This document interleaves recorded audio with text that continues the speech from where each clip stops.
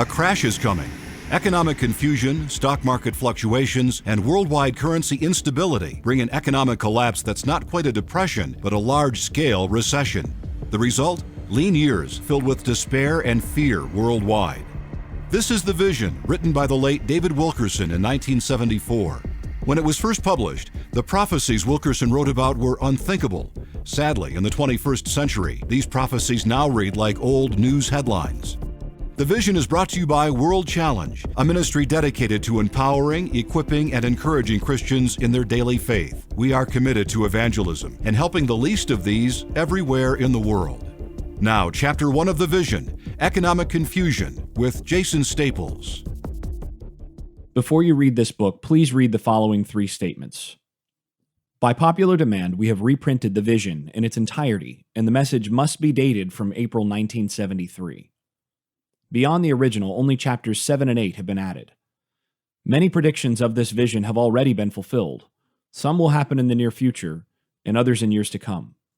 Please do not read this book with the expectation that all the calamities will happen overnight. I do believe that most of this vision will be fulfilled in our generation. I do not intend for this vision to endorse any doctrinal position. When I speak about the persecution of Christians, I am not referring to the tribulation. I refuse to be drawn into any arguments about when Christians will be evacuated from this earth at the return of Christ. This vision is not a doctrinal statement. This vision is not a fear-mongering message. A few people will suggest this vision will only help to bring about some of the calamities and that you get what you preach. I disagree completely. That logic would suggest that Noah brought about the flood by warning about it. I have shared my vision, and with this statement I will never again defend it. Its message can be tested only by time and events. God will be the judge, and nothing my friends or enemies say can hinder me in my course to warn readers that these things be true. David Wilkerson. Acts 26:19. I was not disobedient unto the heavenly vision. Habakkuk 2:2-3. And the Lord answered me, and said, Write the vision, and make it plain upon tables, that he may run that readeth it. For the vision is yet for an appointed time, but at the end it shall speak, and not lie. Though it tarry, wait for it, because it will surely come, it will not tarry. Acts 11:5. In a trance I saw a vision. Daniel 8:27. I was astonished at the vision. Daniel 10:14. Now I am come to make thee understand what shall befall thy people in the latter days, for yet the vision is for many days. Chapter 1. Economic Confusion. A crash is coming. There is worldwide economic confusion just ahead. In my vision, this is the clearest thing I have seen. Many praying people now share this very same vision. Not only is the American dollar headed for deep trouble, but so are all other world currencies. I see total economic confusion striking Europe first, and then affecting Japan, the United States, Canada, and all other nations shortly thereafter. It is not really a depression I see coming, but a recession of such magnitude that it will affect the lifestyle of nearly every wage earner in America and around the world. Countries that now control huge amounts of Western currency are going to be in very deep trouble also. Arab countries will especially be hurt. Without a doubt, there are lean years ahead full of monetary confusion and despair. How soon is not clear, but it is not far away. The world's greatest economists will be at a loss to explain the confusion, and an international crisis of fear will develop. A false economic boom will precede the recession, but it will be short-lived. A few good years to prepare. In spite of all the danger signs around us, warning of impending economic disaster, the next few years from 1973 will be among the most prosperous in the history of mankind. They will be fat and flourishing years. In spite of tight money policies, people will continue to spend freely. Sales will continue to break records, and people will spend more than ever in modern history. Credit debt will become nearly uncontrollable. I see very clearly just a few years of tremendous affluence and continuing economic prosperity. Church budgets will increase, wages will increase, missionary giving will also increase. Inflation, costs, and wages will spiral higher and higher. There will be a few minor adjustments in prices, but the world economy will become white hot. When I received this vision in April of 1973, I also received clear instructions from the Holy Spirit to believe God for sufficient finances to clear all debts of our organization other than necessary mortgages. The message I received from God was very clear and to the point. It was simply this: there is great economic confusion coming, and lean years lie just ahead. There will be a few short, fat, and flourishing years to prepare for the lean years. Work and pray to clear off all debts and get ready for drastic cuts in budget. The money will not be flowing as it was in the past.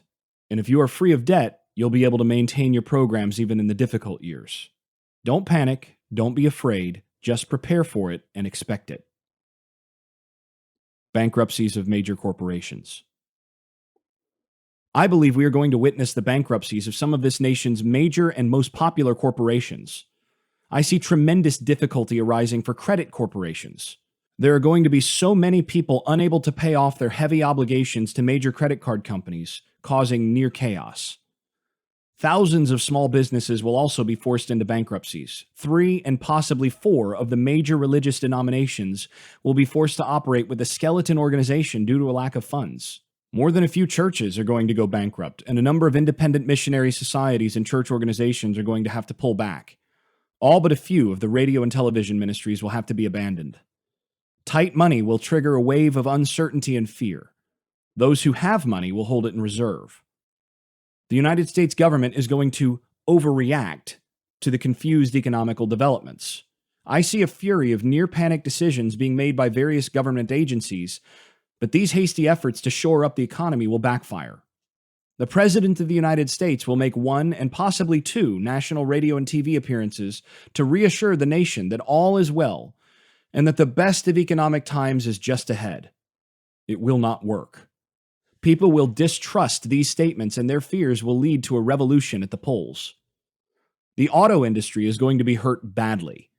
Makers of recreational vehicles are going to get hit very hard. Appliance inventories will pile up and sales will fall off drastically. Almost every economic indicator will be gloomy. It will be spotty at first, but it will eventually affect nearly all industry. A rush to the country. There will be a sudden rush to buy farms, ranches, and homes in the country. Thousands will attempt to flee from cities, hoping that a return to the land and nature will provide security. There will be a growing urge to get away from it all, and much money will be invested in land and acreage in rural areas by people who have secret dreams of raising their own food and cattle and of becoming self-supporting. The price of open rural land will continue to soar. Acreage within 100 miles of most major cities will skyrocket out of reach to all but syndicates. Unions to face dilemma. Unions will face new pressures not to strike. No longer will workers be able to afford to be out of work for even 1 week. The government is going to take a hard line against strikers, and striking union members will no longer be able to get food stamps and other benefits once allowed. Inflation will force a new crisis between labor and management, and strikes by union members in some areas will lead to a complete shutdown of plants and a total loss of jobs. Labor leaders are also going to be caught up in this wave of economic confusion. Many are going to be at a loss as to what action they should take. They will face an almost impossible situation because they will not be able to afford a strike, and yet at the same time they will not be able to afford not to strike. Long strikes could paralyze industry and add to growing economic confusion. The details are not clear to me, but I see terrible union problems ahead. Labor peace is just a dream, and there's nothing but real trouble ahead. We may soon experience the most devastating strikes of all times. Those who do not prepare are going to get hurt. People who spend recklessly and buy unneeded material things will suffer the most. Speculators face difficult times ahead, and a good number of big developers are going to be completely wiped out. The greatest building boom of all time is still in the future, and the Bible predicts it will come. But before that, soon, the building industry is going to face many setbacks. Housing starts will level off. There is a terrible squeeze coming for the entire building industry. Ministers who build expensive buildings in the name of God without a clear mandate will be seriously hurt. Those who undertake ego trips, who get involved in huge projects involving large sums of money, and who have not moved in the perfect will of God will face financial disaster. If a man has a clear mandate from God to build or move ahead, he should proceed. But let him be absolutely positive that he is moving ahead with a clear and positive direction from God. Otherwise, the project will not survive and he will go bankrupt. It is not a time to go into debt. It is a time to prepare, a time to get clear and out from under heavy financial burdens. When I first received this vision, I argued with myself that I dare not hinder the initiative and vision of people who want to do great things for God and who in the process of doing them must invest huge sums of money. I've known the satisfaction of building institutions to the glory of God. I've always preached faith and positive action, and I would never dare to advise a man or woman of God to draw back or delay when God had clearly given direction to move ahead. But this vision is so clear to me that I must speak out. I sense a kind of divine obligation to warn ministers and church organizations to take a long, hard look at all expansion programs and projects that require large sums of money. There are some building programs that must be delayed or abandoned. The time has come now for Christian organizations to become more people-conscious than building-conscious. Most of the growth in the lean years that lie ahead should be in the areas of people-to-people ministries. Without a doubt, many religious organizations are going to survive the lean years by paying only the interest on their huge loans. This will result in a constant hassle to raise money just to meet maintenance budgets, which in turn will cause missionary projects to suffer. Not even gold will provide security. Gold prices are soaring, but those who are investing in this commodity hoping to find security are in for a tragic surprise. The price of gold is going to rise astronomically, but it will not be sustained over a long period of time. Silver will also become a very precious metal, and its price will go wild, but neither silver nor gold will offer real security. The fluctuating and uncertain value of gold and silver will be a part of the total picture of economic confusion that grips the world. Believe it or not, even gold will not hold its value. Gold hoarders are going to get hurt badly. This is one of the most significant predictions in this book. A new world monetary system. There will develop a call for revamping all world monetary systems into one uniform system. And even though the dollar will appear to be gaining strength just before the coming major recession, a new crisis will develop that will shake the entire financial world. It will be years before faith in the American dollar will be restored. I believe a revived Roman Empire will eventually become the power base for a super world leader who will arise to restore economic order. He will no doubt institute a worldwide walking credit card system. Invisible numbers will be implanted on the forehead and forearm, and only photoscope scanners will be able to detect the numbers. The numbers could be assigned in 3 stacks of 6 digits each. This mark would be required by all, and no one would buy or sell without this invisibly tattooed number. Some kind of world credit system will develop, and nations will be able to utilize blocks of credit. Although a universal money system may be far off in the future, a world credit system between nations will soon develop, setting the framework for the future world monetary and trade system. Be prepared to hear of world trade agreements policed by an international governing committee. Strict guidelines for international trade will develop, and a world market will be closely monitored by big power interests. To put it plainly, we will soon witness the development of a world trade policy supervised by a super secretary vested with unprecedented powers by all nations involved in international trade. Suicide by overdose. Economic setbacks and confusion will catch many unprepared for the consequences. Suicide will follow. There will not be a repetition of scenes so familiar during the Great Depression when businessmen committed suicide by jumping from windows, nor will they be putting guns to their head and pulling the triggers. The new method will be suicide from overdoses of sleeping pills and other chemical sedatives. This trend is already developing and will get worse. Some very well-known people in the business world are going to commit suicide through overdoses of narcotics. Because so many wealthy businessmen have private physicians, the general public will not be informed about the manner of these accidental deaths. In many cases, the cause of death will not be generally known, but suicide by overdose will become so widespread that hiding it will become impossible. a backlash against environmentalists and ecologists. The economic confusion that is coming will lead to a backlash against strictures imposed by environmentalists on the business community. The environmentalists have been well accepted and admired when they have dealt with generalities. But when they begin to affect the pocketbooks of the men and women of this nation, they will come into disrepute.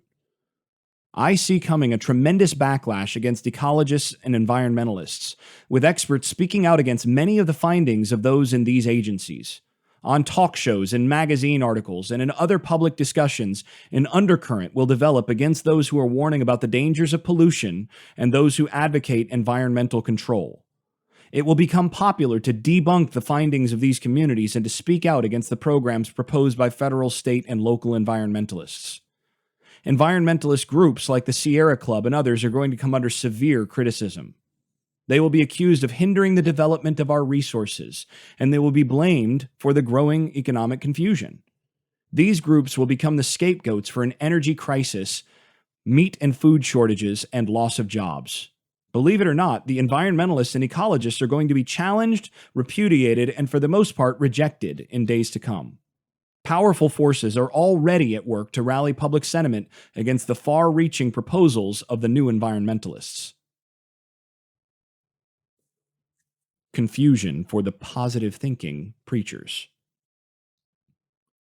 Those who preach that all success is the end result of positive thinking are going to discover that there is another side to the coin. Great losses, confusion, and reverses will shatter the thinking processes of many well-meaning people who falsely believe that their successes in economic well-being are the result of their own positive thinking. Jesus Christ himself was an advocate of right thinking. God states that he has not given us the spirit of fear, but of love, power, and a sound mind. But many good men have become worshipers of the power of the mind. Those who preach positive thinking in line with the concepts of Bible teaching will be able to offer men truths that will sustain them through the coming crises. Those who have minimized the sovereignty of God and who have substituted mental attitudes for reformed hearts will be exposed as false teachers. Positive thinking without godly living offers no hope in time of world and personal crises.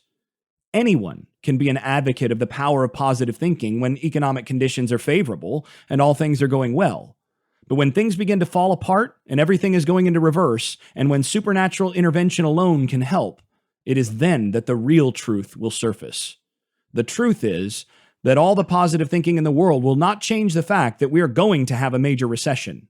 No preacher, no philosopher, no author will be able to change the direction God has ordained. More riots and demonstrations. The rioting and demonstrating, the looting and unrest of the 60s are now history. But the riots are not over. Another wave is coming. This time I see Puerto Ricans, Cubans, and Mexicans deeply involved. The coming economic confusion will ignite another round of demonstrations, riots, and civil disorder. Social aid programs are going to be cut back and curtailed, and minority groups are going to be affected the most. These cutbacks, along with the curtailment of many government projects, will cause widespread unemployment among these groups. I have never once believed that we have seen the end of violence and bloodshed and rioting in our streets. I abhor it and pray that God will spare us. But more than ever, I am convinced that the worst is yet to come. Also, I see great riots coming to many major cities in South America. In the next decade, South America will become a powder keg, exploding in all directions. The United States to be blamed. Although economic actions in Europe will trigger the coming recession, the United States will be blamed by most nations for what happens. France will become one of the most vicious anti-American nations in the world. Politicians and businessmen in Europe and Japan will place the blame on Washington and the American bankers. Drastic troop withdrawals from Europe will cause even more confusion. Leaders of the European common market will capitalize on this anti-American sentiment to establish a firmer power base and grip on world trade. The world's economic power base will shift to Europe. Recovery from recession. There may be a full recovery from the coming recession, and there may still be another cycle or two of fat and lean years. Only God himself knows the future. I've received only a hazy glimpse beyond the next decade. I seem to see a picture of partial and almost complete recovery from the coming recession. but the world economy will continue in confusion until the time of the Antichrist. From this day on, there will hang over the entire world a sense of fear and uncertainty about future economic conditions. Never again in the history of the world will there be a time of complete confidence and trust in world economies. Every little boom period will carry with it a strong threat of a bust. Men's hearts will begin to fail them from fear after they watch the devastating effects of crippled economies. There will come a time in the future when men will be obsessed with buying, selling, planting, marrying, and divorcing, but it will be a time of false prosperity. The Bible predicts that in this time of great false prosperity, Jesus Christ will appear in the clouds to evacuate the Christian.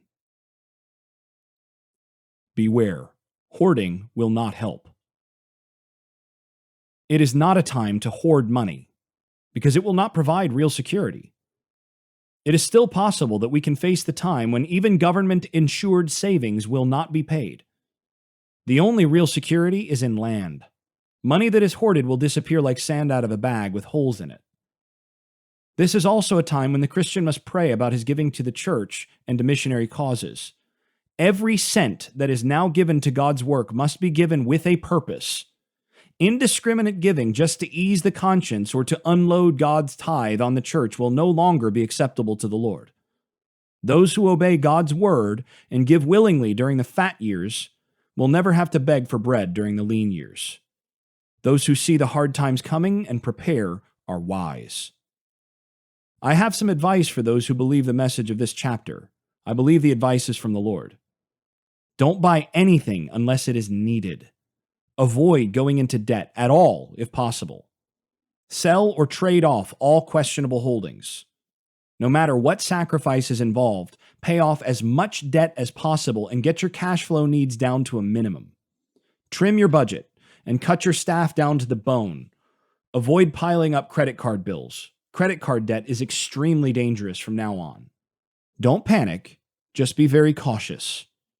Get a good, reliable car and stick with it. Don't anticipate trading it for a good long while. Hold on to it. By all means, do not cheat on God. Keep your books with heaven well balanced. Your future security depends on it. Give as generously as possible to missions and to the support of legitimate church work. Give, and it shall be given back to you. The message I have received for all true believers is, a prudent man foreseeth the evil, and hideth himself, but the simple pass on and are punished. Proverbs 27:12. You've been listening to Chapter 1 of The Vision with Jason Staples. The Vision is brought to you by World Challenge, a ministry dedicated to empowering, equipping, and encouraging Christians in their daily faith. We are committed to evangelism and helping the least of these everywhere in the world.